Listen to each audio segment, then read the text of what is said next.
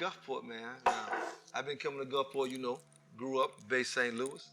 And I'm gonna tell you how I came to come to your spot, man. I think just graduated, just graduated. And I called her sister-in-law, and she said, "We need to get a haircut or whatever. You need to go see my man, Stan. I'm right off Polk, off in North Gulfport. Yeah.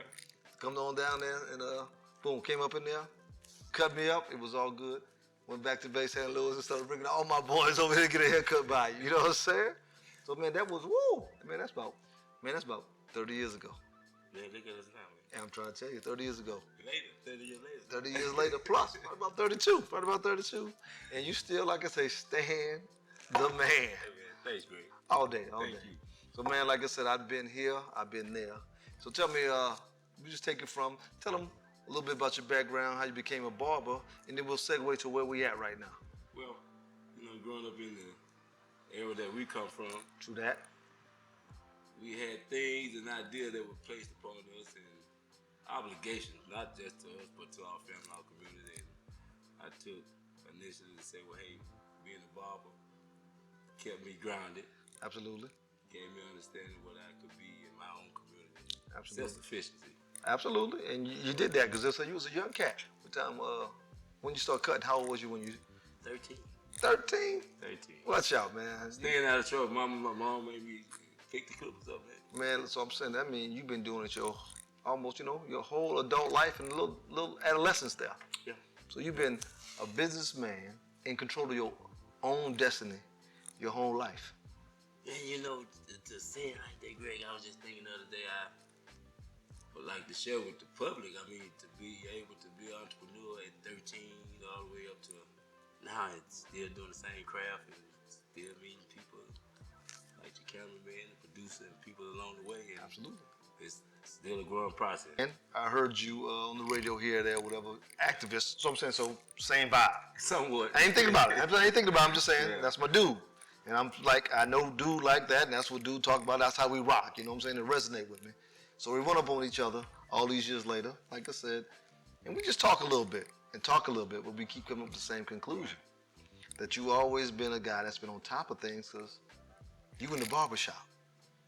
And, you know, to say that is to appreciate what you just said, because being able to be part of the community and stay on top of it a lot is to be appreciated and accepted from the community. Absolutely. So I appreciate what the community has done over the last 25, 30 years, And true, a lot of barbers cut hair, but not everybody, like I said, in tune with their customers, even care about their customers. Yeah, it takes a lot, man. I mean, being able to establish an idea that we are some of the first professional people that the children meet. That's true, and you continue the tradition as it was. When everybody talks about barbershops, it's a place to meet, a place to talk. Because some people, they just cutting hair and they don't have a relationship. You from that last legacy of the barber having responsibility.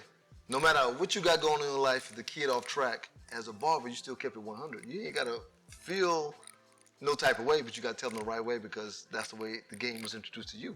And to add to that, being a barber is part of being a strong-knit community. That's true.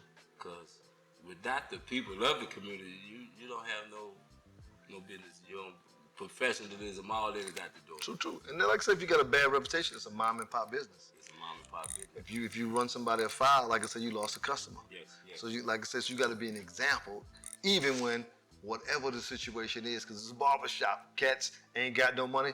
You the problem. You tripping. You. Stan tripping. He don't want to cut my hair, but that's the way they tell that story. But they're able to go through all the trials and tribulations, and of course comes with jealousy and things there too. All of the above, but one thing about being a barber, you have to stay grounded inside. Absolutely, and because people look up to you, people look for ideas, and people looking for a way. Yeah. And being able to stay grounded and solid is, like I said, come back from being able to be part of the community. And being able to be part of the community is what I have tried to offer over the years. All right, then real talk now. I'm 17, 18 years old. Like I said, I'm coming to your shop. don't know for Jack. Don't know for Jack. No way, Greg. Come on. So popped up in the door to come over here. Yo, they told me to come see Stan. Let me see if Stan gonna work with you, know what I'm saying? So like I said, I'm not being the cat that come up in your community. You don't know me from Jack. So like I said, take me back. Like I said, you was telling me the impression I made on you for us. Yeah, You know, yeah. or like I walked up in your spot. You know what I'm saying?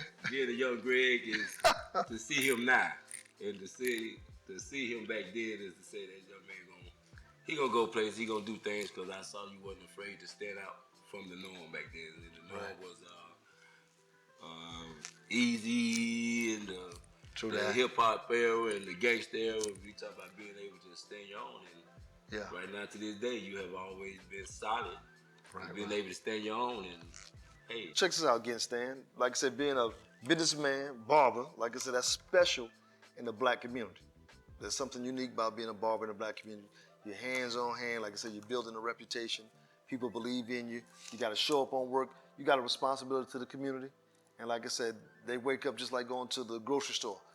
They expect you to be there, pay you for your services, and everything smooth. Like I said, so you're building a reputation. So just tell me, as a barber, what was it like dealing with young men, of course, the transition you saw during the time as far as the impact you think a barber has? Because he got that relationship with young people. I'm glad you asked that, because being a barber, we have to have certain standards of respect within ourselves. Facts. To be a barber, we are some of the first professional people that a child meets besides the doctor.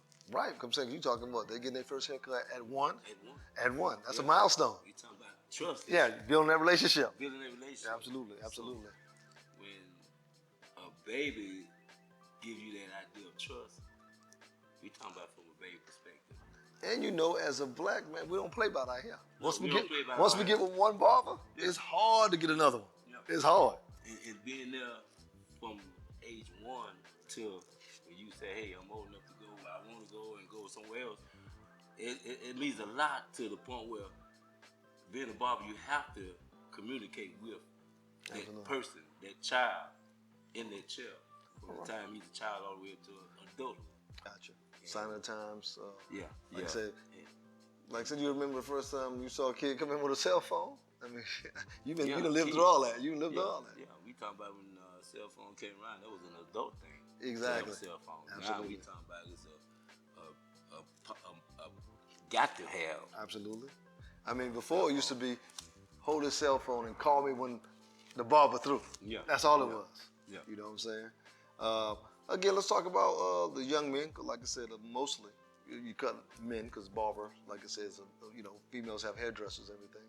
But what's it like, a kid sits in your chair, how many things they ask you as a man? They talked about girls, you gave advice about girls, dating, what type of things do you have to discuss with young people? Well, being able to be part of what the generation of today is being able to be accepted.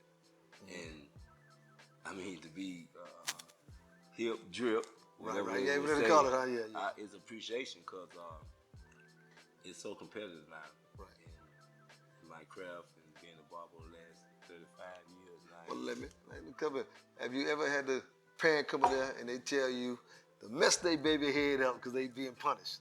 Give them that kind of cut. Forget what he want. I know you had to have all those kind of experiences. Yeah, I've had that conversation over the years as well. And once mama put her foot down, it's needed. Yeah. Yeah, it's needed. How many kids walked away upset because Stan had to give with it? Playing it over the years, and being able to be there is a privilege to say, well, hey, I'm with mama. Exactly. Until you're old enough to pay for your own. Gotcha. That's how it got to be. And they learned, you think they learned a valuable lesson? Have they come back and understood, Yeah. They had, like I said, it was about respect then. And consistency. Yeah. To do that with consistency. And to be able to do it knowing that that's the way, you got a relationship with the child. Right. Stronger than probably the relationship with the parent, but you respect the parent because they paying for the cut. And the child, for whatever reason, you got to be consistent because you got to know it's the right thing. And then, like you said, to be there for the child and be a mediator for the parents. All right. So we talking about the referee in both cases. Absolutely. You can't lose your client, and you can't, like I said, make this child unhappy. That goes against your nature as customer service. And the most important thing, we as a team, you can't lose this child. As a barber, you can tell a breakdown in the family because you got to deal with kids. So tell me, when did you start noticing that the families were starting to shift prior to the way you were raised a little bit, as far as parents and the community. You seen it firsthand. Have you seen a difference in the children that the way you? Yeah. It's a great difference, a big difference. A lot of young black males, especially, they long for the father figure. Wow. Yeah, they do. I mean, to be able to share with my time with them over the years, I have established not only just a relationship as being a barber, but a relationship as a father figure, an uncle, a brother. So you had the situation where kids come back and show you their grades. Yes. I mean, I can remember at the time when we would give away free haircuts for good grades. That's what's up. Yeah. So now they got something like cherish haircuts, because you know how we feel about our hair. We love our haircuts. So the fact that this kid could actually get good grades, make you proud because y'all got a relationship, and then he can be like, I ain't have to put no bread for this haircut. And then go, that's bragging rights. Right. You know what I'm saying? Stan cut my hair for free. How I be tell the story. Yeah. But his haircut got for free. And like I said, they paid off. So that's you having enough insight to see an incentive and enough to care about them kids that they followed through with that just to come back and show you that they was capable of, and you rewarded them properly. And to do that is to be consistent with them.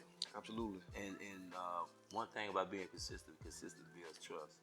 And if they know you're going to be on them to be a disciplinary, true that. And if they know that this is what they're going to get when they see that type of person, or even that barber. Yeah. To be able to be consistent is to show appreciation for not only that child, but the community, because we need it. We need it. And this is my thing, being a barber over the last 35 years, all my life. Yeah. We gonna have to stand up, and I ask this question all the time, just watching the local news. Okay. And to share with an insight on being a barber, because this is something I ask the question on each time I watch the news. All right. And I'm gonna say this here for understanding of why I should, what the importance of being a barber. Okay, the importance, the role that a barber plays in the community. And that he plays. I like how you put that, because when I watch the news and I see a young man that had been killed, or a young man that was brought in for questioning. Gotcha. Suspect. Something going on. You peeping that out. Each time I've noticed he's clean cut, line shaped. I mean, each time. What? I never thought about it like that. So I'm saying, so you watching the story. To notice that is to say, what person is not saying anything to you? I just caught it. Just the light went off. Right. So you saying they manicured. So they obviously got a barber in their life. Somebody is not. If I'm your barber, I'm consistently. I know everything about you. I know everything about you. Somewhat. You telling me everything. You sharing these things with me. I know where you're coming from. I can pick on your attitude on what you got into, what you did last week, how you been doing, and what's going on. And again, if they sitting in your chair, they huffing, they puffing, and they tell you, this would happen. So my job is to try to deter them away from any negativity that they're going through. Exactly, because again, that opportunity is there. Right. And like I said, the trade of a barber, it gives the children, they trust you. They give you trust. They know you've been consistent. Yeah. So they say these things, not knowing how you're going to react, but it's natural because they might not be able to talk to nobody else. And they're talking to you. Exactly. And they speaking out loud. When they share things with you, it's an intimate conversation within each person that gets in the chair. Ain't nobody the same that sits in the chair. Absolutely. But the barber is the same. Exactly. When he's dealing with everyone. And like I said, you can, and another thing too. And whether it's a big community or whatever it is, you may have multiple people talking about that same situation. Right. So you got 3, 4, 5 different perspectives. You can piece it all together. And when you cut them clippers off, you can step over and make a phone call. Hey man, this is going left. Yes. This ain't even the truth. This ain't even this the dude truth. About to go down the wrong road. Yeah. I seen it over the years. A lot of it comes through social media. See, we grew up in the era he say, she say. All day. And gotta go to the football game. We gotta go to the football game to find out what's going on. That's, yeah. And to be a part of social media is to let young people know that this is too shall pass. Yeah, I mean, true to that. be aggravated Yeah. over Yeah. a word or But the flip side to that is, it's out there. is out there. Yeah. So, like I said, had a situation in my community, and young men lost their lives. Right. Don't know all the details because I don't get into all the specifics. The end game was they not here anymore. Well, at least one of them's not here. All right, but what happened social media wise? Social media. All right, I'm trying to peep out, make a little sense of what's going on. So I'm scrolling through, and you know how algorithms and stuff that's related pop up that you didn't even seek. Had no idea of. So my point with all that was I'm trying to find this person, and this video slid across my screen. I didn't click on it, didn't search, and it was a video of the young man he was assaulted already on the ground rolling around. And then me being the guy that looking at how that impact that person or how it could have been utilized, I looked down there, it was 43 shares. So 43 shares could turn into 43,000 because that person could have 1,000 on their page, 1,000 on their page, now 43,000 people saw it. And the comments, okay, me being a mature person, I mean, I'm not part of that life, so I mean, I'm objective, and I don't know if these people comment actually knew them, but like I said, if you ain't got no self-esteem, man, that's a hard one to take these days. Yeah. Because you can shake some stuff off. You know, day of school, soon at 3:30, you start fresh the next day. That social media can travel you. Yeah, it's following you. Exactly. And you never know. Like I said, people use that as a tool, or you ain't got your self-esteem together, and that keeps replaying. There's one thing to replay in your mind, but to replay every time on your phone, what you already using. Because like I said, we talk about problems. One thing about me, like I said, my background as an activist, a community leader, respectful in my community and people I interact with, let's talk about solutions. Because I never like to talk about problems anymore. I like to talk about solutions. So what's some of the alternatives that we can provide these young people to help them through some of the things that you have to discuss in the barbershop? But one thing, being part of a solution is going to be time. Time, definitely. Because to say time is to look at how far it took us to get here. Yeah, and I always say that myself. Let's use an example, somebody gaining weight. You want to lose 15, 20 pounds by Christmas, by your wedding, by a certain day, summertime. You didn't gain all that weight in a short period of time, so you're not going to be able to lose that. Be realistic. No. And it's really going to take time.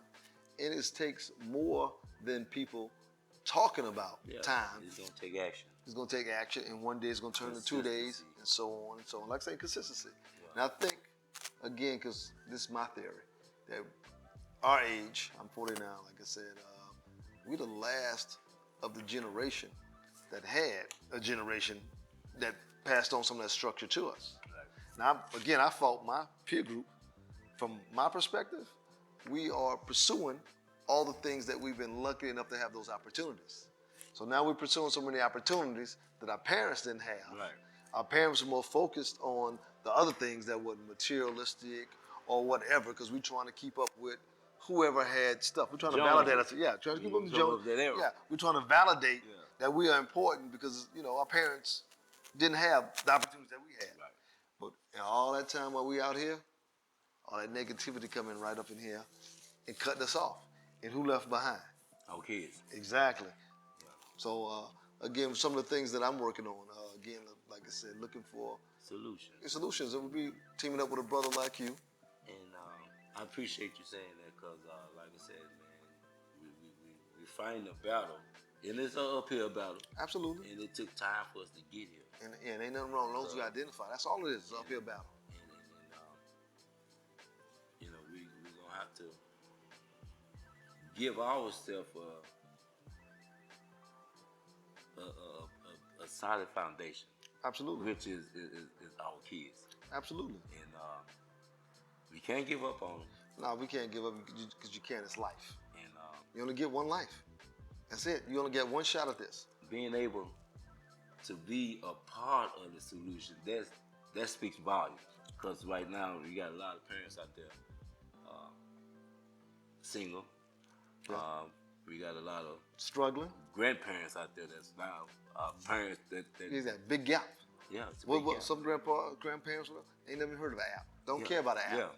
Yeah, and Yeah. and they are left with the burden of being able to raise a child and a teenager in this day and time. Absolutely. So we They too swift. Can't keep up with them. yeah, Too swift. yeah, You know. and all of that goes with being part of the solution. All right. Well, let me segue again. You have a establishment here. Like I said, we're here sitting in just by. Tell us about the location, what the concept is, what you got going on. And like I said, then we're going to tie it together how this can be a solution for what we're talking about. Well, for one thing, being an entrepreneur brings people like yourself give ideas and they put an old Elks Lodge. Remember the Elks Lodge? How we used to rent the Elks Lodge? Absolutely. Like a little membership Yeah. type facility for the community. For the community. Exactly. And easy access to rental. Absolutely. Being able to offer another entity to the community. All right, and let me take you to another notch, just because I'm a visionary like yourself. One of the things that we need in our community, in every community, it's a shame that we need a safe black space where we can be who we are. Yeah, yeah. And like I say, and there's got to be a standard of conduct. You know what I'm saying? Everybody Right. everybody got to know. Like I said, they got to how to conduct themselves. And you know, I like how you put that because that was my idea was to put this place for us. Absolutely. I mean, we got the Culturally and all that. Yeah, No, not our own discriminating, culture, but you want to emphasize what's normal to you. Right. What I saw. Yeah, but how many times you go other places, you like, man, this is nice, but man, they changed that music. Yeah. Oh, man, I don't like that decor. Yeah. It's nice, but you got to sacrifice certain things about yourself. Right. You know what I'm saying? Oh, I ain't really like putting on these slacks. Yeah. You know what I'm saying? But I got to dress like that just to have this type of, because there's no place that you can culturally be yourself. Well, this is not the granddad hole in the wall. This is true. This is exactly. This is when I put this place together, like I said, I put this for us to feel comfortable and to appreciate. Express yourself. Be mature. In our own community. And be mature. Right. Because you still, like I said, you still have to conduct yourself community standard. True. And you got to set the community standard by being consistent with your place. So again, this is, like I said, the decor says it all. Happy people on the wall. You know what I'm saying? You drew it all, so it's a personal appeal. Yeah, we got sweat and tears and elbow grease in it. So great location. It's right here in the historic part of Gulfport, where the black community thrive until integration and a black flight, white flight, and you're still here saying that this is valuable to the community because some people didn't even think about what they was doing. Yeah. I mean, it was a subconscious thing. I just want better, but I want my culture, but I'm so far away from it now. Yeah. So at least I can come back and be in touch. And there's some people, generational, they could not leave the area if they wanted to. Why should they have a standard that's below them? Right. Let's have a standard that let's uplift our own self. Absolutely. And that's one of the wonderful things. That's one of, like I said, every chance I get, pick up the phone, hey, I'm in the area, let me call my man Stay. Hey man, anytime. Yeah. I'm glad to see you. Oh, yeah. And that's how we roll. So one of the things, like I told you, got in mind is between me and you putting our heads together, how we can take some of these ideas, utilize this space to help our community. Well, that's what I'm here for. Yeah, and I think we're going to talk about that more and more in detail, and they're going to have to watch some future episodes. But like I said, once again, I'm here with the man himself, the legend. Hey, man, I won't say that. The legend. You're a legend to me, man. I'm not ready to give up yet, Greg. Man, hey, I drive all over this place. Ain't too many places I stop and kick it. You know what I'm saying? And I appreciate you, man, because being able to be relevant in this day and time, and I'm not computer savvy. I wish to put my phone back on the wall. For sure. But being able to be relevant in this day and time, but you know what you do got though? That one thing that phone got. That phone can only do with that phone. That phone got to be programmed. They got to be typed into. That phone can't be authentic like you. That phone can't be Stan. Hey man, I appreciate that. Real talk.